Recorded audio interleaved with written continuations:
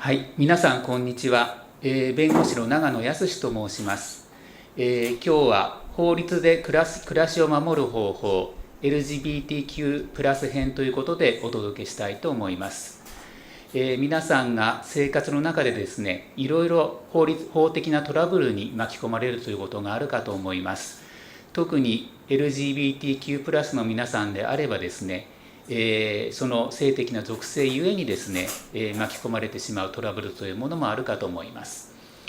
今日は私が実際にお受けをしている相談の中からですね、いくつかこんな相談を受けているというところをお話をしたいと思います。で、個々の論点についてですね、詳しくお話しする時間はちょっとないものですから、とりあえずこんな相談があるんだよっていうようなところをお話ができればなというふうに思っております。まずですね、なんといっても一番多いのは、交際トラブルなんですね。で、これは男女間の、恋愛関係のトラブルとも、ある意味共通はするんですけれども、やはり同性の、カップルである恋人同士であるそういった方からのですね、トラブルに関する相談というのが非常に多いです。で、具体的にどういうことかと申しますとですね、いわゆる別れ話が生じているような時に、例えばゲイであることを親や職場にばらすと脅されたとかですね、インターネット上に個人情報を暴露されたとか、そういうようなご相談というものがよくあります。で、これは現象としてはですね、当事者間トラブルではあるんですけれども、ゲイであることをばらすぞとか、あるいはゲイであることをですね、インターネット上にばらすぞということを、それを脅しの材料に使ったですね、それでお金を要求するだとか、あるいは自分の都合がいいことをですね、相手に要求するとか、そういったことがなされるんですね。で、これがなぜその脅しになってしまうかというと、やはりそれは、LGBT に関するですね、やはり無理解、差別、偏見というものがあるから、それが脅しになってしまうと、そういうことなんだろうと思います。で、最近少しずつ状況は改善しておりますので、だんだんこういうご相談もですね、以前に比べれば減ってるかなという印象を受けるんですが、やはり今でもこういうご相談はあります。で、さらにですね、いわゆる DV ですね、あるいはストーカー、こういったご相談もあります。で、従前はですね、なかなかその同性間の DV、同性間のストーカーというと、警察だとか、あるいは行政機関等もですね、なかなか真剣に取り合ってくれないことも多かったんですけれども、さすがに最近は警察や行政機関もですね、だんだん真面目に対応してくれるようにはなってきてはいます。で、ただまだまだ異性間に比べればですね、取り組みもまだ不十分なところもありますので、今後はより改善するようにですね、警察や行政機関等に対して求めるということはもちろん必要にはなってくるんですが、いずれにしても同性間の DV ストーカーの相談というものもあります。はい、あとですね、同居しているパートナーがクレジットカードを勝手に使ってしまった、あるいはその家族カードを勝手に使ってしまったとかですね、そういうようなご相談もあります。で、もちろんお互い信頼し合ってる関係にあるパートナーがですね、自分の名義のクレジットカードを一旦相手に預けて使ってもいいよっていうふうにすることはそれはあろうかとは思います。ただ、お互いの関係がうまくなくなった時にはですね、これは異性間の夫婦でもそうですけれども、自分の名義のカードをですね、たとえ相手が勝手に使ったんだとしても、自分が責任を取らなきゃいけないことになってしまいますので、それはとても注意が必要です。はい、で、さらに2人の関係を解消する時のですね、いろいろな財産の処理の問題があります。例えばマンションをですね、実際には2人で共同して買ったんだけれども名義は片方になっているというような時にですね、特に問題になったりします。これもやはりお互いどういうふうにお金を出し合ったのかというようなことをですね、ちゃんと証拠として残しておく方がいいかなというふうには思います。はい、で次はですね、HIV 関連で、こんなご相談も受けます。HIV に感染させられたとして訴えられたとか訴えたいとかですね、そういうご相談ですね。でこれは先ほどのその、カップル間のですねトラブルとも、これはもう共通するところなんですけれども、この HIV に感染させられたと言って訴えられた時にですね、同時にさっきのそのゲイであることをばらすぞということが一緒に来ることもよくあります。でこの問題も、確かにですね、これはゲイバイセクシャル男性からの相談ということになりますけれども、主にはそういうことになりますけれども、やはり、性派セックスをするということがですねもちろん大切なんですけれども、仮に感染させられたという時にもですね、これなかなかいろいろ法律上はどういうふうに考える方についてはいろいろ議論はあるところなんですけれども、まずはお互いやはり冷静になっていない状況のことがあるものですから、まずは第三者弁護士等に相談してですね、お互いこうクールダウンをして、でそれから冷静にお話し合いをするというのが現実的な解決策かなと思いますし、実際にそのようにして解決したようなこともよくあります。あとはその職場にですね、これは当事者間というよりはこれは職場との関係になりますけれども、職場に HIV であることを知られてしまったというようなことでご相談を受けることもありますし、これは実際にこれはもう訴訟になっているようなケースもありますね。でもちろんHIV というのはもうとてもプライベートな情報ですから、勝手にですね第三者が暴露するということはもちろんそれは許されないことです。ですのでいろいろこういったことでお困りなことがあればもちろん弁護士にご相談なさってください。あとですね、多いのがですね薬物関係のご相談なんですね。で実はこれ私は東京に住んでおりますけれども、東京で弁護士やっておりますけれども、東京地方裁判所、東京地方検察庁の裁判官や検察官はですね、おそらくゲイバイセクシャル男性の薬物事件というものを非常にたくさん見ています。で弁護士もですね、後でちょっとお話ししますが当番弁護士という制度があって、弁護をそれでするわけですけれども、LGBT の問題を普段取り組まない弁護士であってもおそらくたくさんゲイバイセクシャル男性の薬物事件には出会っているという現状があります。で例えば覚醒剤を使用して逮捕されたとかですね、ネットでラッシュを移入して逮捕されたとか、そういう事案なんですね。でこれも実際にその使ったことが事実であればですね、これはもうやむを得ない、犯罪であることはもうやむを得ないことなんですけれども、これは弁護士もですねもうこの辺のことはきちっと分かっておりますので、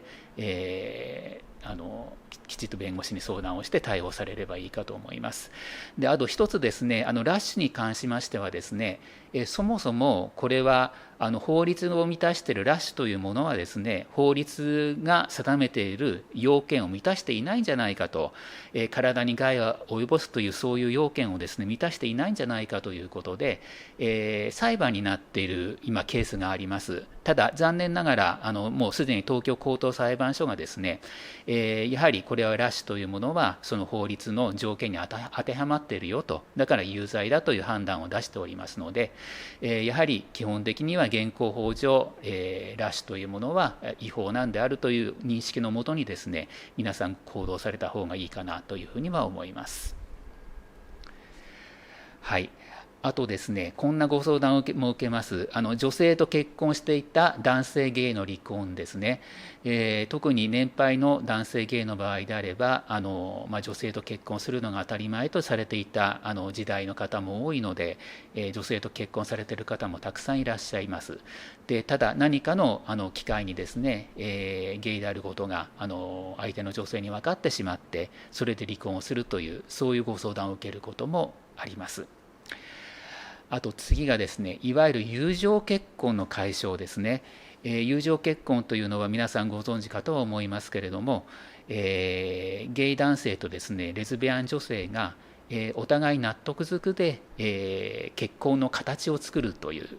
ことですね。で、これ結婚の形を作るといっても実際に婚姻届は出しますから、法律上は正式な結婚ということになります。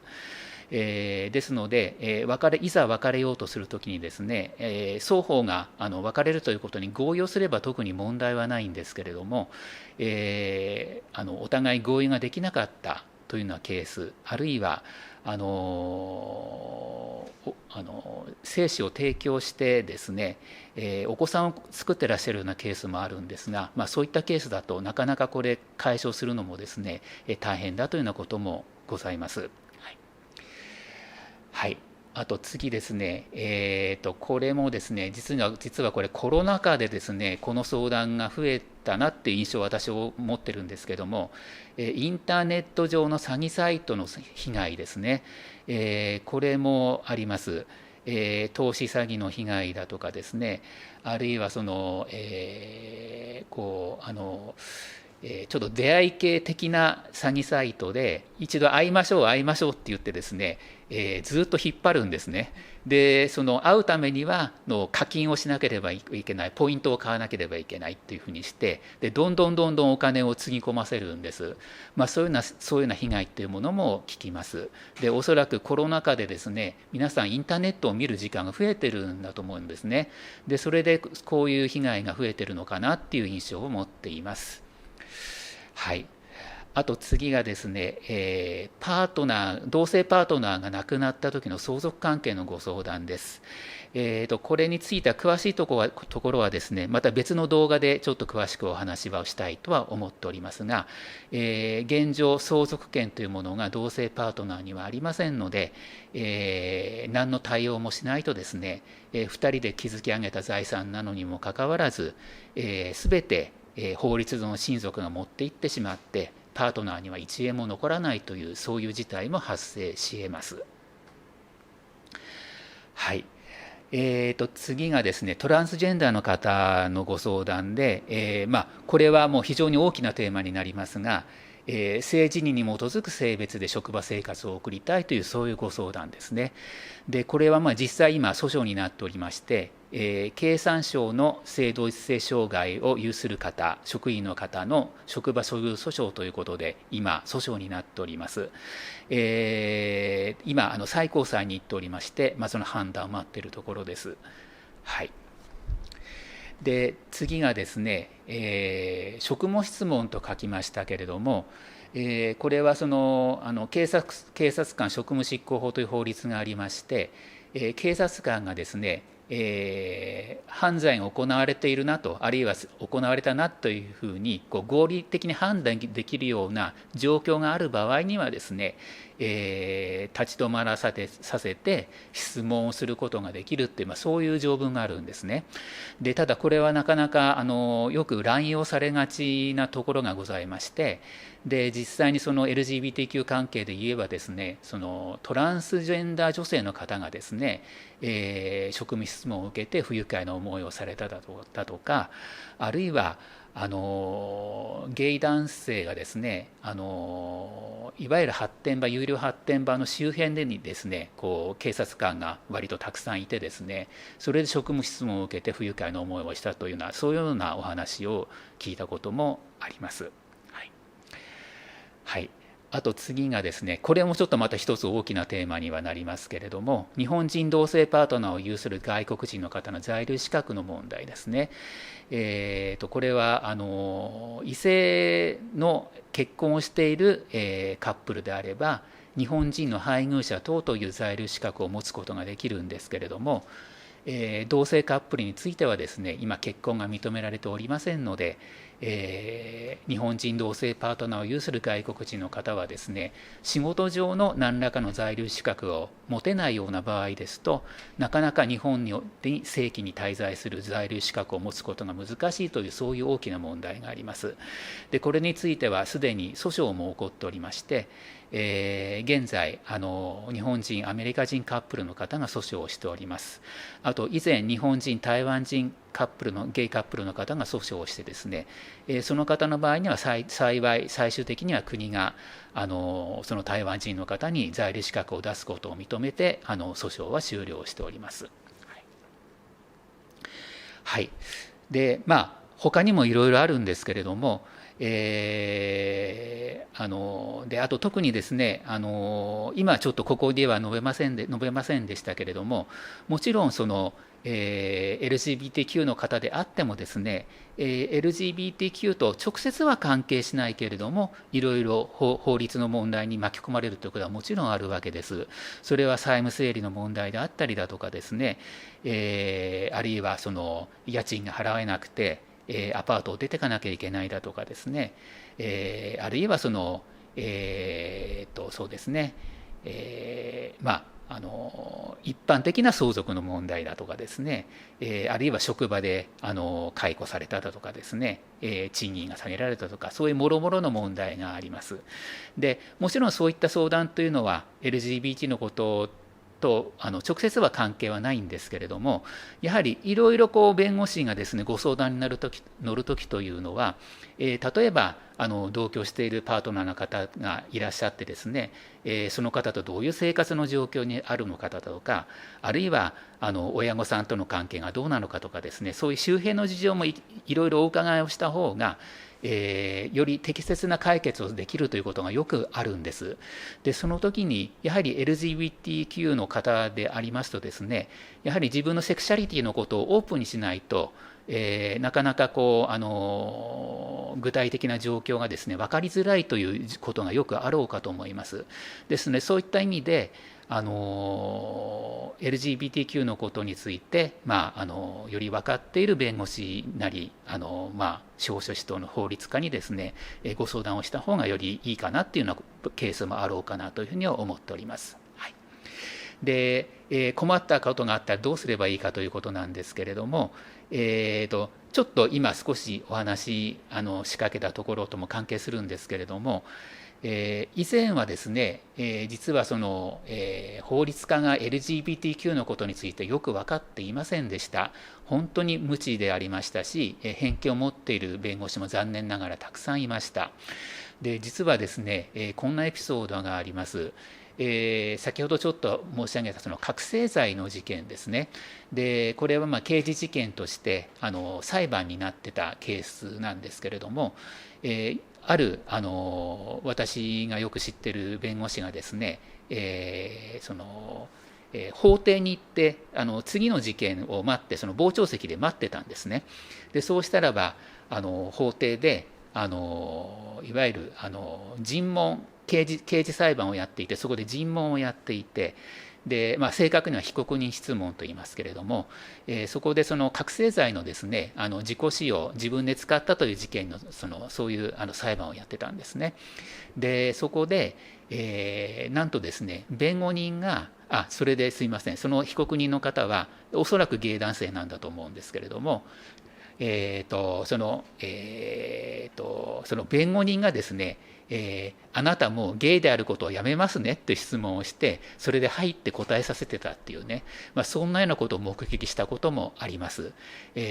本当に今そんな質問したら、今だったらですね、もうそれはもう弁護士として失格ですので、懲戒請求をされる可能性だってあるかなというふうには思いますけれども、ちょっと話が長くなりましたが、いずれにしてもそのくらい昔は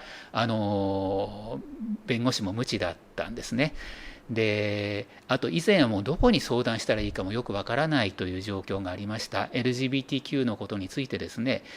相談を受けますと言っている弁護士もほとんどいませんでした。あと仮に相談してもですね、よく知らないものですから、根掘り葉掘りですね、性的なことを聞かれちゃったりしてですね、非常に不快な思いをしたと、そういうようなことも聞きました。ただ、さすがにこの状況は今は改善をしてきております。弁護士会でも LGBTQ に関する研修をしたりだとかですね、あるいは LGBT の相談を受ける法律事務所というものも増加をしております。あと、弁護士会で LGBTQ の電話相談というようなものもするところも増えております。そういったところですので、ぜひ皆さんですね、もう多くの弁護士はもう大丈夫ですから、ぜひ積極的に困ったことがあったらご相談をしていただければなというふうに思います。はい、あと、ここにLGBTQ の電話法律相談、あるいは大阪弁護士会の東京弁護士会、大阪弁護士会のですね、電話相談出しておきましたのでご参照ください。あと、東京弁護士会でこんな相談もやっております。